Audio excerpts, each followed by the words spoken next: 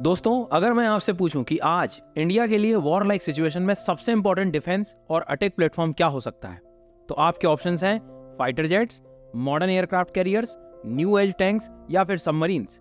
तो आप क्या जवाब देंगे? हो सकता है कि बहुत से लोग टैंक्स या फाइटर जेट को चुनें, जो निश्चित तौर पर बहुत जरूरी है, लेकिन ये बात हम हर बार इग्नोर कर देते हैं कि वॉर लाइक सिचुएशन में इंडिया का अपर हैंड उसकी मैरीटाइम रीच है, जहां इंडिया ना सिर्फ अपने दोनों दुश्मन देश चाइना और पाकिस्तान की सभी एनर्जी सप्लाई को रोक सकता है, बल्कि अगर इंडिया के पास new age naval war weapons होते तो इंडिया लैंड पर ज्यादा कैजुअलिटी के बिना ही दुश्मन देशों को एक साथ कंट्रोल भी कर सकता है। लेकिन अनफॉर्चुनेटली शुरुआत में इंडियन गवर्नमेंट्स ने नेवी के लिए इंपॉर्टेंट वॉर वेपन्स को डेवलप करने में ज्यादा ध्यान नहीं दिया, जिसके कई नुकसान हमें झेलने पड़े।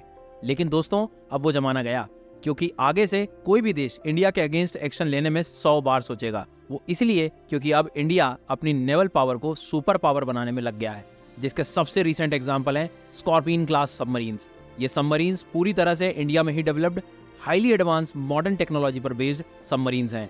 तो आज की इस वीडियो में हम इन्हीं स्कॉर्पियन क्लास सबमरीन्स के बारे में बात करेंगे। हम जानने की कोशिश करेंगे कि कैसे ये सबमरीन्स इंडिया को इकोनॉमिक और रीजनल सुपर पावर बनाने में हेल्प करेगी। इसके अलावा कैसे ये सबमरीन्स आजादी के बाद से ठप पड़े इंडिजिनस वेपन प्रोडक्शन और डिफेंस एक्सपोर्ट को रिवाइव कर सकती है, हम ये भी जानने की कोशिश करेंगे। आप वीडियो में एंड तक बने रहिएगा।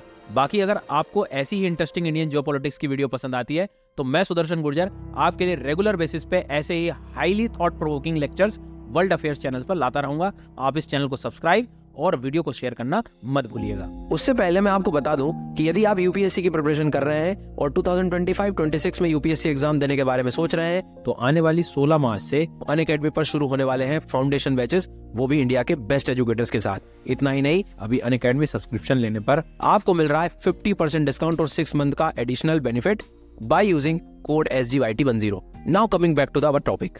दोस्तों, स्कॉर्पियन क्लास सबमरीन्स की प्रेजेंट डे डिफेंस सेक्टर और जियोपॉलिटिक्स में इंपॉर्टेंस को समझने के लिए आइए सबसे पहले शॉर्ट में हम इंडिया के रिच नेवल हिस्ट्री को जान लेते हैं। वैसे तो इंडिया की नेवल हिस्ट्री हड़प्पन सिविलाइजेशन से ही देखने को मिल जाती है, जो बाद की सेंचुरीज में मौर्यन और गुप्तास के पीरियड में एनहांस हुई। लेकिन ऐसा कहा जाता है कि इंडियन नेवी का सबसे पहला गोल्डन एरा चोलास डायनेस्टी के समय देखने को मिला था। चोलास ने 9th to 13th सेंचुरी तक बहुत बड़े नेवल एम्पायर को स्टैब्लिश किया, जो पूरे इंडियन ओशियन तक एक्सटेंड थी, और साउथ इंडियन से इनका कनेक्शन साउथ ईस्ट एशिया और चाइना तक था। तो चोला डायनेस्टी ऐसा इसलिए कर पाई क्योंकि उन्हें समुद्र की ताकत का अंदाजा हो गया था और समय रहते उन्होंने एडवांस शिप बिल्डिंग टेक्निक्स को विकसित कर लिया था, जिस वजह से वो मैरीटाइम वॉरफेयर के मास्टर बन गए। इसका इस्तेमाल वो राइवल किंगडम के अगेंस्ट करते थे, इसीलिए उन्हें हराना बहुत मुश्किल था। चोलास की तरह मराठाओं ने भी 17th सेंचुरी में मुगलों से टक्कर लेने के लिए एक इंस्टीट्यूशनलाइज नेवी को डेवलप किया। दोस्तों, शिवाजी महाराज की नेवी में करीब 50 शिप्स थीं, जिसमें 10,000 से ज्यादा सोल्जर्स तैनात हुआ करते थे।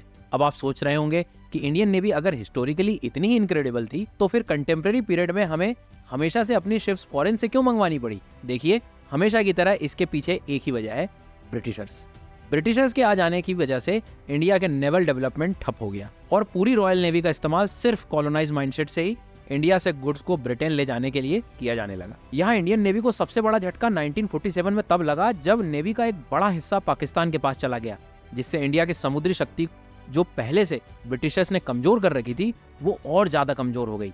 यहाँ इंडिया को झूठी दिलासा देते हुए ब्रिटेन ने यह अश्योर किया कि वो आने वाले 15 सालों तक इंडिया को शिप्स और वेपन्स का एक्सपोर्ट करेंगे। बट ब्रिटिशर्स की बात का तो कितना ही भरोसा किया जा सकता है, यह आपको पता ही है। यहाँ उन्होंने इंडिया को जो नेवी वेपनरीज मुहैया कराई, उनमें सबमरीन्स को देने से मना कर दिया।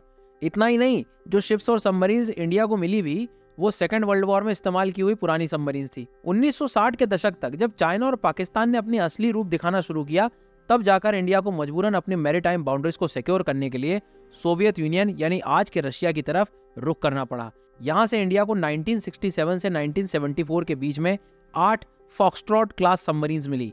इसके बाद इंडिया ने अपनी नेवी को और मजबूत करने के लिए जर्मनी से 1981 में 4 हंटर किलर सबमरीन ली। लेकिन अब तक यहाँ सबसे बड़ी प्रॉब्लम इंडिया के लिए एक ही थी। जहाँ इंडिया के इसरो ने अपने पैरों पर खड़ा होना शुरू कर दिया था, वहीं इंडिया का डिफेंस सेक्टर स्पेशली नेवी में अभी भी भारी इंपोर्ट पर डिपेंडेंट था। हम भारी मात्रा में हथियार, शिप्स, सबमरीन विदेशों से मंगवा रहे थे, बट बदले में कोई भी देश हमें अपनी टेक्नोलॉजी शेयर करने के लिए तैयार नहीं था, जिसकी वजह से इंडिया अपने घर में सबमरीन्स का निर्माण नहीं कर पा रहा था। इन द एंड इंडिया की मच एंटिसिपेटेड डील प्रोजेक्ट 75 के अंतर्गत 2005 में फ्रांस ने इंडिया के साथ $3.75 बिलियन की एक डील साइन की।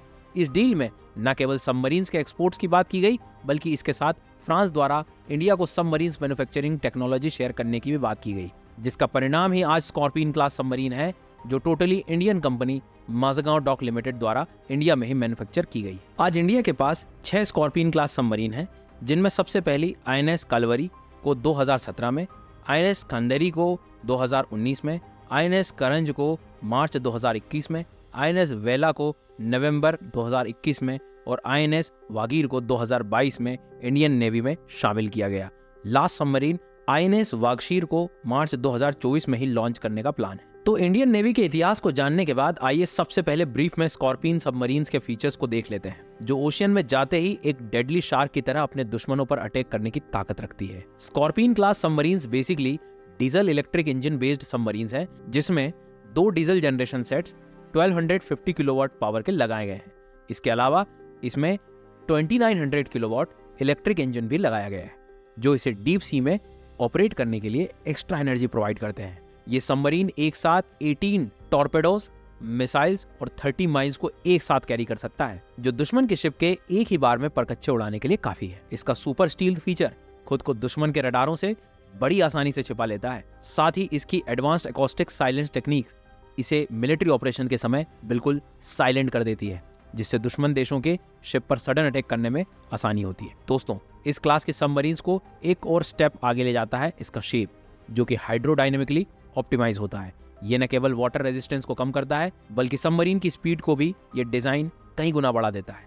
साथ ही इस सबमरीन को इस तरह से डिजाइन किया है कि अपने एनिमी पर प्रिसीजन वेपन से परफेक्ट अटैक कर सकती है, यानी इसके थ्रू निकली मिसाइल अपने टारगेट को नष्ट करके ही दम लेती है। इसके साथ ही ये सबमरीन्स कई तरह के मिशंस को अंजाम दे सकती है, जैसे anti surface war, anti submarines war.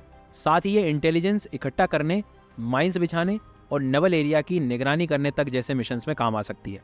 कुछ और खासियत की बात करें तो ये सबमरीन साल में करीब 240 दिन तक समुद्र में रह सकती है।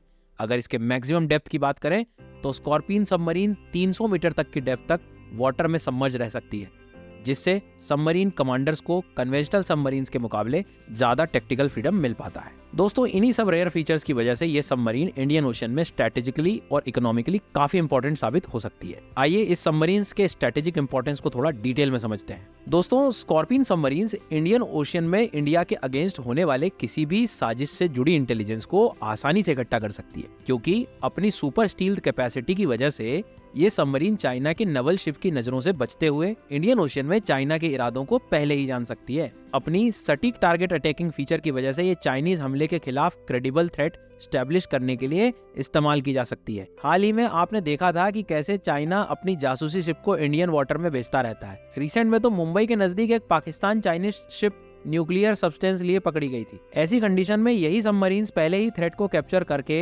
इंडियन वाटर में चाइनीज इन्फिल्ट्रेशन को रोकती है। दोस्तों, अब इंडियन ओशन में इंडिया के पास ऐसे स्ट्रेटेजिक लोकेशंस हैं जिनसे वो दुनिया के सबसे बिजिएस्ट ट्रेड रूट पर नजर रखता है। इसके बारे में हम अपनी लास्ट वीडियोस में ऑलरेडी काफी चर्चा कर चुके हैं। मैं बात कर रहा हूँ निकोबार आइलैंड्स, जो मलक्का स्ट्रेट के करीब हैं, जहाँ से चाइना की 80% एनर्जी सप्लाई होती है। दूसरा लक्षद्वीप की, जो अरेबियन सी में अपनी परफेक्ट लोकेशन की वजह से महत्वपूर्ण ट्रेड रूट पर नजर रखता है, जहां से चाइना की ज्यादातर मर्चेंट शिप गुजरती है। ऐसे में इंडिया वॉर लाइक सिचुएशन में दोनों चोक पॉइंट्स को स्कॉर्पियन सबमरीन की मदद से ब्लॉक कर सकता है, जिससे चाइना में एनर्जी क्राइसिस से लेकर इकोनॉमिक लॉस भी शुरू हो जाएगा। इसके साथ साथ चाइना के इंडियन ओशन में बढ़ते खतरे से यूएसए, जापान और ऑस्ट्रेलिया जैसे देश भी परेशान हैं। ऐसे में ये देश स्कॉर्पियन सबमरीन्स के साथ नेवल एक्सरसाइज प्रोग्राम का हिस्सा बनकर इस रीजन में चाइनीज इन्फ्लुएंस को साइकोलॉजिकली भी कम करने में मदद करते हैं। चाइना को काउंटर करने के साथ ही स्कॉर्पियन सबमरीन्स इंडिया का डिफेंस एक्सपोर्ट भी बढ़ाने में हेल्प करेगी। आइए इसे भी थोड़ा ब्रीफ में समझ लेते हैं। दोस्तों, कुछ सालों पहले तक इंडिया दुनिया में डिफेंस एक्सपोर्ट नहीं बल्कि सिर्फ इंपोर्ट करता था, और इंडिया डिफेंस इंपोर्ट के मामले में सबसे बड़ा देश था। इसका मतलब ये है कि इंडिया का एक बहुत बड़ा डिफेंस बजट सिर्फ डिफेंस इंपोर्ट में ही खर्च हो रहा था। लेकिन बीते कुछ सालों से मेक इन इंडिया जैसे इनिशिएटिव की वजह से ही इंडिया तेजी से डिफेंस एक्सपोर्ट में भी आगे बढ़ रहा है, चाहे वो कन्वेंशनल वॉर वेपन्स हो या फिर न्यू एज ड्रोन्स हो। आपको बता दूं कि इंडिया ने पिछले 5 सालों में करीब 52,000 करोड़ का डिफेंस एक्सपोर्ट किया है। यानी कि इंडियन गवर्नमेंट देश में तेजी से डिफेंस मैन्युफैक्चरिंग पर काम कर रही है।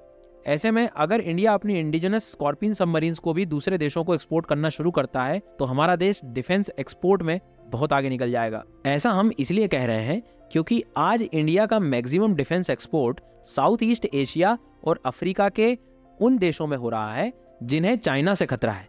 ऐसे में इंडिया आसानी से इन देशों को सबमरीन एक्सपोर्ट कर सकता है क्योंकि इन देशों को अपनी छोटी बड़ी नेवल बाउंड्रीज को इस समय प्रोटेक्ट करना जरूरी है। लेकिन उनके पास इतनी कैपेसिटी नहीं है कि वो इतनी आसानी से सबमरीन डेवलप कर सके। चूंकि चाइना खुद इन देशों के लिए थ्रेट है, इस सिचुएशन में इन देशों के पास इंडिया सबसे बड़ा अल्टरनेटिव है। अब अगर इंडियन ओशियन में आने वाले देशों को अपनी सबमरीन एक्सपोर्ट करती है तो इंडियन ओशियन से चाइनीज इन्फ्लुएंस का बहुत इम्पैक्ट तो अपने आप खत्म हो जाएगा, क्योंकि ये सभी देश मिलकर चाइनीज प्रेजेंस का जवाब देंगे। उसके साथ इंडियन नेवी तो रहेगी ही, इससे चाइना को कंट्रोल करने की रिस्पॉन्सिबिलिटी भी स्ट्रेटेजिकली शेयर हो जाएगी। दोस्तों, सबमरीन एक्सपोर्ट करने का इकोनॉमिक बेनिफिट ये होगा कि जिस तरह से डिफेंस एक्सपोर्ट में इंडिया आगे बढ़ रहा है उससे उसका ट्रेड डेफिसिट भी और कम हो जाएगा। साथ ही इंडिया में मैन्युफैक्चरिंग बढ़ने से बड़े स्केल पर जॉब्स क्रिएट होंगी और देश का मैन्युफैक्चरिंग सेक्टर भी बूस्ट होगा। तो इस तरह से देखा जाए तो स्कॉर्पियन क्लास जैसी सबमरीन्स के इंडिया में मैन्युफैक्चर होने का स्ट्रेटेजिक प्रॉफिट पूरी कंट्री को होगा। और इंडियन नेवी जो पोस्ट इंडिपेंडेंस से ही अपने मॉडर्नाइजेशन की राह देख रही थी वो अब पूरा होता हुआ दिखाई दे रहा है, जिससे इंडिया न सिर्फ खुद को किसी भी थ्रेट से प्रोटेक्ट कर सकता है बल्कि रीजनल लेवल पर बाकी कंट्रीज को भी सिक्योरिटी प्रोवाइड करेगा, जिससे चाइना के कॉन्ट्रास्ट में इंडिया इंडियन ओशियन में एक रियल सुपर पावर होगा। दोस्तों, आपको क्या लगता है, क्या इंडिया में अगर सबमरीन्स की मैन्युफैक्चरिंग होती है तो इससे देश को क्या प्रॉफिट होगा? आप अपनी राय हमें कमेंट सेक्शन में जरूर बता सकते हैं। तो मिलते हैं अब अगले वीडियो में। Let's crack it.